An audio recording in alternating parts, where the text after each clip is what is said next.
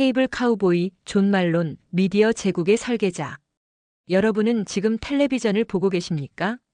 혹은 넷플릭스나 유튜브를 시청하고 계신가요? 그렇다면 여러분은 이미 한 남자의 유산 위에 서 있는 것입니다. 그의 이름은 존 C. 말론. 월스트리트는 그를 두려워했고 경쟁자들은 그의 이름만 들어도 긴장했습니다. 그러나 정작 대중은 그의 얼굴조차 알지 못합니다. 그는 그렇게 설계했습니다. 무대 뒤에서 세상을 움직이는 것, 그것이 그의 방식이었으니까요. 이것은 단순한 성공 스토리가 아닙니다. 이것은 미국 미디어 산업의 지형을 완전히 바꿔놓은 한 천재의 이야기입니다. 1장 시작. 코네티컷의 호기심 많은 소년. 1941년 3월 7일 코네티컷주 밀포드의 한 중산층 가정에서 사내아이가 태어났습니다. 아버지 다니엘 말론은 엔지니어였고 어머니는 평범한 가정주부였습니다. 이 아이가 훗날 미국 미디어 산업 전체를 손에 쥐게 될 것이라고는 그 누구도 상상하지 못했습니다. 어린 존은 다른 아이들과 달랐습니다. 장난감 자동차를 가지고 노는 대신 그는 그것을 분해했습니다. 라디오가 있으면 뒷면을 열어 회로를 들여다봤습니다. 그의 질문은 항상 같았습니다. 이것이 어떻게 작동하는가? 아버지 다니엘은 아들의 이런 호기심을 격려했습니다. 저녁 식탁에서 그들은 전자공학과 물리학에 대해 토론했고 주말이면 함께 간단한 기계를 만들었습니다. 존은 이때 인생에서 가장 중요한 교훈을 배웠습니다. 세상의 모든 것은 시스템으로 이루어져 있으며 그 시스템을 이해하는 자가 세상을 지배한다는 것을. 고등학교 시절 존은 이미 또래들과 다른 차원에 있었습니다. 그의 성적은 완벽에 가까웠고 특히 수학과 과학에서는 타의 추종을 불허했습니다. 교사들은 그를 조용한 천재라고 불렀습니다. 그는 말이 많지 않았지만 한번 입을 열면 모두가 귀를 기울였습니다. 1959년 존 말론은 예일 대학교에 입학합니다. 그것도 두 개의 전공을 동시에. 전기공학과 경제학. 대부분의 학생들이 하나의 전공도 버거워할 때 그는 두 개의 완전히 다른 분야를 정복하기로 결심한 것입니다. 왜 이 두 가지였을까요? 그는 이미 알고 있었습니다. 기술만으로는 세상을 바꿀 수 없다는 것을. 기술을 이해하고 동시에 돈의 흐름을 이해하는 자. 그런 사람만이 진정한 변화를 만들어낼 수 있다는 것을. 예일에서의 4년은 존 말론을 완전히 다른 사람으로 만들었습니다. 그는 단순히 학점을 따는 것에 만족하지 않았습니다. 그는 모든 수업에서 교수들과 논쟁했고 때로는 교수들의 이론에 반박하기도 했습니다. 어떤 교수는 그를 불편하게 똑똑한 학생이라고 표현했습니다. 1963년 예일을 졸업한 존은 멈추지 않았습니다. 그는 곧바로 존스 홉킨스 대학원에 진학하여 산업공학 석사와 박사 학위를 취득합니다. 그리고 이 과정에서 그는 AT&T 산하의 벨 연구소에서 일하게 됩니다. 벨 연구소. 당시 세계에서 가장 혁신적인 연구기관 중 하나였습니다. 트랜지스터가 발명된 곳, 레이저가 개발된 곳, 정보이론이 탄생한 곳. 존 말론은 그곳에서 미래를 보았습니다. 그러나 그는 곧 좌절감을 느끼기 시작했습니다. 벨 연구소의 과학자들은 놀라운 기술을 개발했지만 그 기술이 실제로 사업화되는 과정은 너무나 느리고 관료적이었습니다. 존은 생각했습니다. 기술은 있다. 하지만 이것을 세상에 전달할 더 효율적인 방법이 필요하다. 그의 시선은 자연스럽게 떠오르는 새로운 산업으로 향했습니다. 케이블 텔레비전. 1960년대 말 케이블 TV는 아직 걸음마 단계에 있었습니다. 대부분의 사람들은 그것을 단순히 시골 지역에서 TV 신호를 잡기 위한 수단 정도로 여겼습니다. 하지만 존 말론은 달랐습니다. 그는 케이블의 본질을 꿰뚫어 보았습니다. 케이블은 단순한 안테나 대용품이 아니었습니다. 그것은 모든 가정으로 연결되는 정보의 고속도로였습니다. 그리고 그 고속도로를 소유하는 자가 미래를 소유할 것이었습니다. 1968년 맥킨지 앤 컴퍼니에서 경영 컨설턴트로 일하던 존 말론에게 한 통의 전화가 걸려옵니다. 제너럴 인스트루먼트라는 회사였습니다. 그들은 젊고 똑똑한 이 엔지니어 출신 컨설턴트에게 케이블 TV 장비 사업부를 맡아달라고 제안했습니다. 존 말론은 주저하지 않았습니다. 이것이 그가 기다려온 기회라는 것을 본능적으로 알았습니다. 2장 TCI와의 운명적 만남. 1970년 미국 케이블 텔레비전 산업은 혼란 그 자체였습니다. 수백 개의 소규모 케이블 회사들이 전국에 흩어져 있었고 대부분은 재정적 어려움에 시달리고 있었습니다. 규제는 복잡했고 수익 모델은 불확실했습니다. 그 혼란의 중심에 한 회사가 있었습니다. 텔레커뮤니케이션스 인코퍼레이티드, 줄여서 TCI. 콜로라도 덴버에 본사를 둔 이 회사는 밥 매그니스라는 카우보이 출신 사업가가 세운 회사였습니다. 밥 매그니스. 그는 진짜 카우보이였습니다. 텍사스에서 소를 키우다가 케이블 사업에 뛰어든 특이한 이력의 소유자. 그는 사업 감각은 있었지만 복잡한 금융 구조나 세무 전략에 대해서는 잘 알지 못했습니다. 1972년 밥 매그니스는 중대한 결정의 기로에 서 있었습니다. TCI는 성장하고 있었지만 더 큰 도약을 위해서는 자신과는 다른 유형의 인재가 필요했습니다. 그는 업계에서 소문이 자자한 한 젊은 임원에 대해 들었습니다. 제너럴 인스트루먼트에서 놀라운 성과를 내고 있다는 31살의 박사 존 말론. 두 사람의 첫 만남은 전설이 되었습니다. 밥 매그니스는 거친 서부 사나이 스타일이었고 존 말론은 동부 아이비리그 출신의 엘리트였습니다. 외형적으로 이 둘은 전혀 어울리지 않았습니다. 하지만 대화가 시작되자 마법이 일어났습니다. 존 말론은 밥 매그니스에게 자신의 비전을 설명했습니다. 케이블이 단순한 TV 중계 수단이 아니라 미래 정보 사회의 핵심 인프라가 될 것이라고. 그리고 그 인프라를 장악하려면 지금 당장 공격적인 인수합병에 나서야 한다고. 밥 매그니스는 귀를 기울였습니다. 이 젊은이는 분명 자신과 다른 세계에서 온 사람이었지만 그의 말에는 힘이 있었습니다. 확신. 그것은 밥 매그니스가 평생 소중히 여겨온 가치였습니다. 좋아, 자네를 CEO로 영입하겠네. 하지만 한 가지 조건이 있어. 밥 매그니스가 말했습니다. 콜로라도로 와야 해. 뉴욕이나 로스앤젤레스 같은 곳에서 원격으로 일하는 건 안 돼. 우리와 함께 여기서 살아야 해. 존 말론은 잠시 생각했습니다. 그의 아내 레슬리는 코네티컷 출신이었고 그들은 동부 해안의 생활에 익숙했습니다. 콜로라도? 그곳은 거친 서부 카우보이의 땅이었습니다. 하지만 존 말론은 결단을 내렸습니다. 위대한 기회를 위해서는 희생이 필요했습니다. 그는 밥 매그니스의 손을 잡았습니다. 가겠습니다.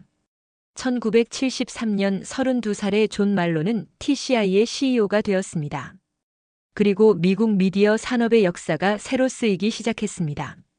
3장 케이블 제국의 건설. TCI의 CEO로 취임한 존 말론이 마주한 현실은 녹록지 않았습니다. 회사는 수백만 달러의 부채에 시달리고 있었고 현금 흐름은 불안정했습니다. 경쟁 케이블 회사들은 TCI를 호락호락한 먹잇감으로 보았습니다. 하지만 존 말론에게는 남들이 보지 못하는 것을 보는 능력이 있었습니다. 그는 TCI의 재무제표를 분석하면서 한 가지 사실을 발견했습니다. 케이블 사업의 본질은 부동산 사업과 유사하다는 것. 케이블 회사는 막대한 초기 투자가 필요했습니다. 케이블을 깔고 장비를 설치하고 인프라를 구축해야 했습니다. 하지만 일단 그 인프라가 갖춰지면 추가 비용은 미미했고 가입자가 늘어날수록 이익은 기하급수적으로 증가했습니다. 문제는 세금이었습니다. 미국 세법은 이익에 대해 높은 세금을 부과했습니다. 대부분의 기업들은 이익을 극대화하려 했고 그 결과 막대한 세금을 냈습니다. 존 말론은 다르게 생각했습니다. 세금을 내느니 차라리 그 돈으로 더 많은 회사를 사들이자. 이익 대신 성장을 택하자. 현금 흐름은 유지하되 장부상 이익은 최소화하자. 그는 독창적인 전략을 개발했습니다. 케이블 회사를 인수할 때 그는 현금 대신 TCI 주식을 사용했습니다. 그리고 인수한 회사의 자산을 감가상각하여 세금을 줄였습니다. 이렇게 절약된 자금은 다시 새로운 인수에 투자되었습니다. 이것은 눈덩이 효과였습니다. 하나의 인수가 다음 인수의 밑거름이 되었고 TCI는 점점 거대해져 갔습니다. 월스트리트는 처음에 이 전략을 이해하지 못했습니다. TCI는 이익이 없다고 그들은 비판했습니다. 이 회사는 곧 망할 것이다. 존 말론은 웃었습니다. 그는 자신이 무엇을 하고 있는지 정확히 알고 있었습니다. 1974년부터 1990년까지 TCI는 믿기 어려운 행보를 보였습니다. 존 말론은 수백 개의 소규모 케이블 회사들을 인수했습니다. 어떤 해에는 10개 이상의 회사를 삼키기도 했습니다. 그의 인수 협상은 업계에서 전설이 되었습니다. 그의 협상 스타일은 독특했습니다. 그는 상대방에게 두 가지 선택지를 제시했습니다. 첫 번째 옵션, 지금 당장 적절한 가격에 나에게 회사를 팔아라. 두 번째 옵션, 거절하고 나와 경쟁해라. 하지만 경고하는데 나는 당신의 시장에 진입해서 당신을 파산시킬 것이다. 그리고 나중에 더 낮은 가격에 당신의 회사를 인수할 것이다. 대부분의 상대방은 첫 번째 옵션을 선택했습니다. 비평가들은 그를 약탈적이라고 비난했습니다. 하지만 존 말론은 개의치 않았습니다. 사업은 전쟁이다라고 그는 말했습니다. 전쟁에서는 이기거나 지거나 둘 중 하나다. 1980년대 중반 TCI는 미국 최대의 케이블 회사가 되었습니다. 수백만 가구가 TCI의 케이블을 통해 텔레비전을 시청했습니다. 존 말론의 영향력은 방송사들까지 미치기 시작했습니다. 그가 어떤 채널을 TCI 라인업에 포함시키느냐에 따라 그 채널의 운명이 결정되었습니다. 그는 케이블 채널들의 생사여 탈권을 쥐고 있었던 것입니다. ESPN, CNN, MTV. 이 모든 채널들이 존 말론의 호의에 의존했습니다. 사람들은 그를 다스 베이더라고 불렀습니다. 스타워즈의 악당 캐릭터. 하지만 존 말론은 그 별명을 오히려 즐겼습니다. 나를 두려워하게 하라. 두려움은 협상에서 최고의 무기다. 사장 권력의 그늘. 1980년대 후반 존 말론의 권력은 정점에 달했습니다. 하지만 절대 권력은 절대적인 적을 만드는 법입니다. 워싱턴 DC의 정치인들이 그를 주목하기 시작했습니다. TCI는 너무 강력해졌고 존 말론은 너무 거만해 보였습니다. 소비자 단체들은 케이블 요금 인상에 대해 불만을 토로했습니다. 언론은 TCI의 독점적 횡포를 비판했습니다. 1989년 테네시주 출신의 상원의원 엘 고어가 청문회를 열었습니다. 그는 존 말론을 직접 소환했습니다. 청문회장은 긴장감으로 가득 찼습니다. 한쪽에는 미래의 부통령이 될 젊고 야심찬 정치인이, 다른 한쪽에는 미국 미디어 산업을 쥐락펴락하는 억만장자가 마주 앉았습니다. 엘 고어가 공격을 시작했습니다. 말론 씨, 당신의 회사는 소비자들을 착취하고 있습니다. 케이블 요금은 천정부지로 치솟고 있고 서비스 품질은 형편없습니다. 이에 대해 어떻게 생각하십니까? 존 말론은 침착했습니다. 그는 수많은 협상 테이블에서 더 까다로운 상대들을 만나왔습니다. 젊은 상원의원 한 명쯤은 두렵지 않았습니다. 상원의원님, 케이블 산업은 막대한 투자가 필요한 사업입니다. 우리가 수백만 가정에 케이블을 깔기 위해 얼마나 많은 자본을 투자했는지 아십니까? 그 투자에 대한 정당한 대가를 받는 것입니다. 하지만 엘 고어는 물러서지 않았습니다. 청문회는 몇 시간 동안 계속되었고 양쪽 모두 한치도 양보하지 않았습니다. 이 청문회는 존 말론에게 중요한 교훈을 주었습니다. 정치적 적을 만드는 것은 위험하다는 것, 그리고 때로는 전략적 후퇴가 필요하다는 것. 1992년 미 의회는 케이블 텔레비전 소비자 보호 및 경쟁법을 통과시켰습니다. 이 법안은 케이블 요금 규제를 강화하고 TCI 같은 대형 케이블 회사들의 행동을 제한했습니다. 존 말론은 분노했습니다. 하지만 그는 더 큰 그림을 보았습니다. 규제가 강화되면 소규모 케이블 회사들은 버티기 어려울 것입니다. 그리고 그들이 쓰러지면 그들을 인수할 자는 결국 TCI였습니다. 그는 이번에도 역경을 기회로 바꿀 것이었습니다. 5장 제국의 확장, 콘텐츠로의 진출. 1990년대 초 존 말론은 새로운 깨달음에 도달했습니다. 케이블은 파이프에 불과하다. 진짜 가치 있는 것은 그 파이프를 통해 흐르는 콘텐츠다. 그는 콘텐츠 사업에 본격적으로 진출하기로 결심했습니다. 1991년 TCI는 리버티 미디어라는 자회사를 설립했습니다. 리버티 미디어는 다양한 케이블 채널과 미디어 회사에 투자하기 위한 수단이었습니다. 존 말론의 투자 목록은 화려했습니다. 디스커버리 커뮤니케이션스, QVC, 스타즈, 블랙 엔터테인먼트 텔레비전. 그가 손대는 모든 것이 성장했습니다. 특히 디스커버리 채널과의 관계는 특별했습니다. 존 말론은 다큐멘터리 콘텐츠의 가치를 일찍이 알아보았습니다.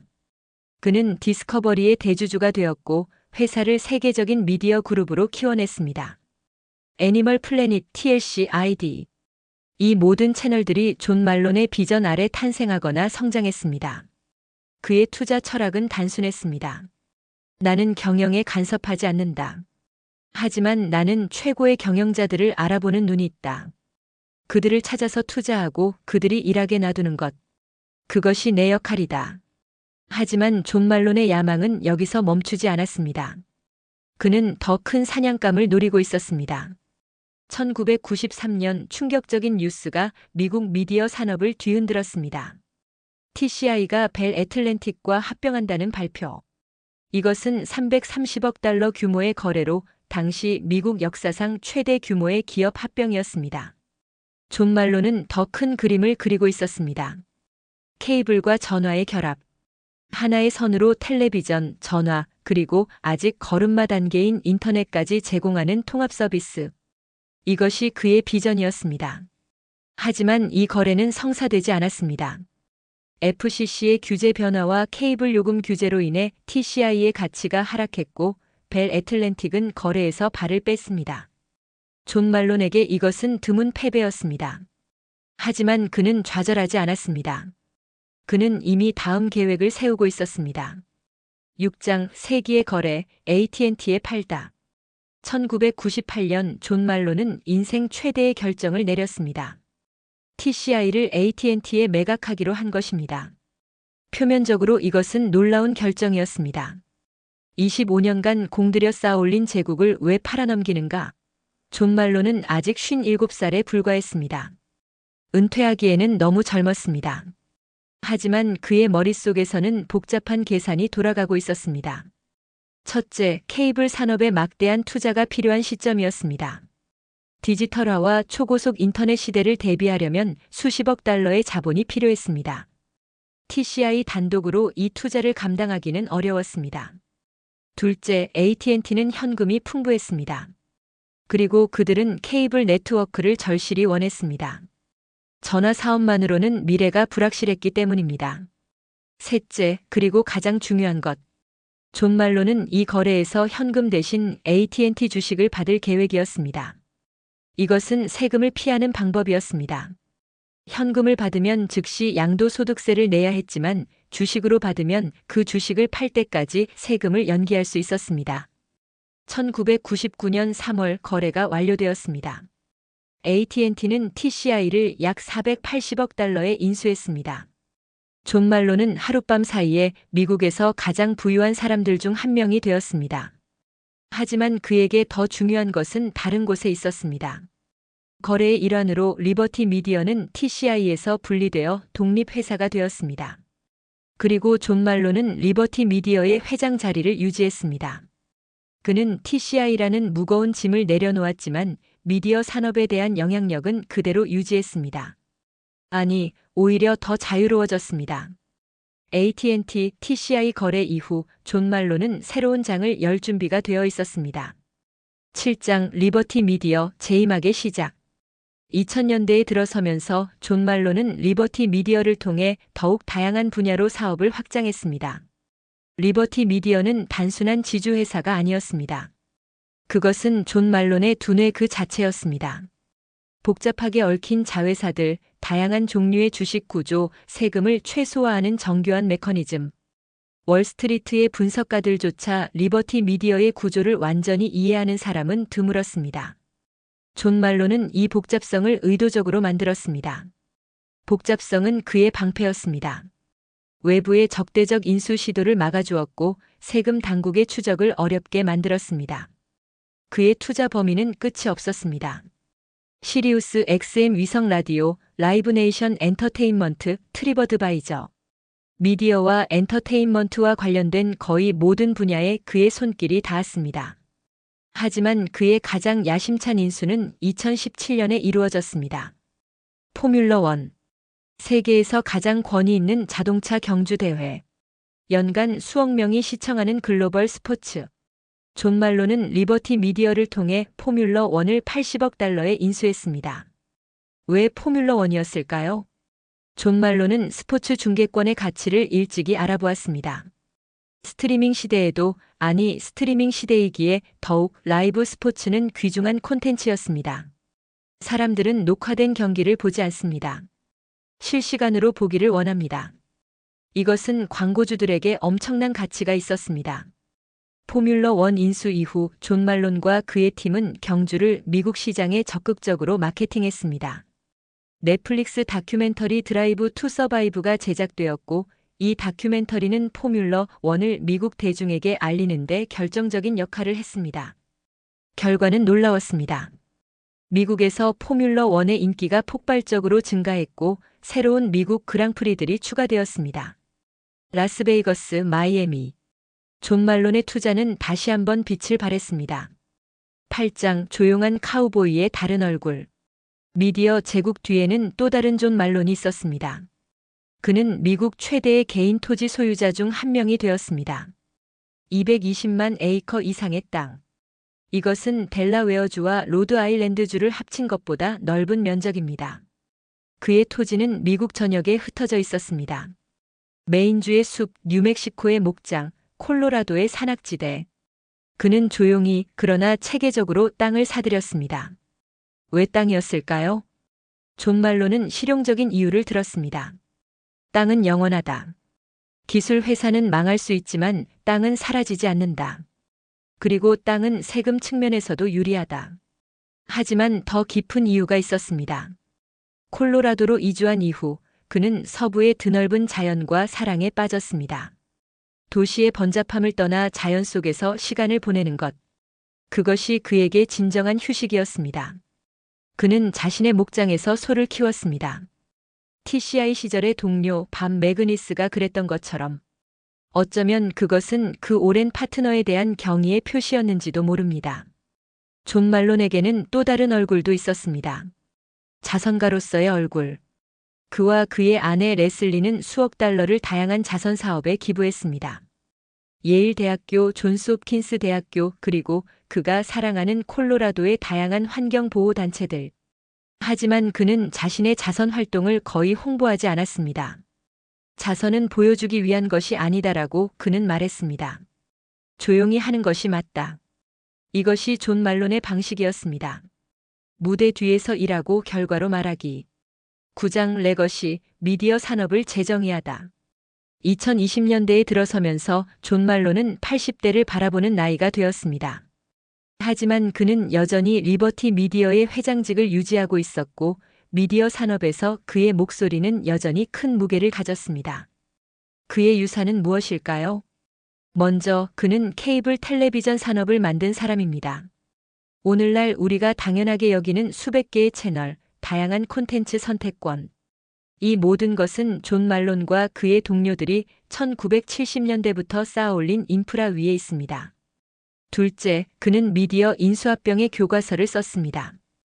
그의 복잡한 기업 구조와 세금 전략은 이후 수많은 미디어 거래의 모델이 되었습니다. 좋든 싫든 그는 미디어 M&A의 표준을 세운 사람입니다. 셋째, 그는 콘텐츠와 배급의 관계를 재정의했습니다. 파이프를 소유한 자가 권력을 가진다는 그의 철학은 오늘날 넷플릭스, 아마존, 애플 같은 스트리밍 거인들에게도 적용됩니다. 그들 역시 콘텐츠와 배급 모두를 장악하려 합니다.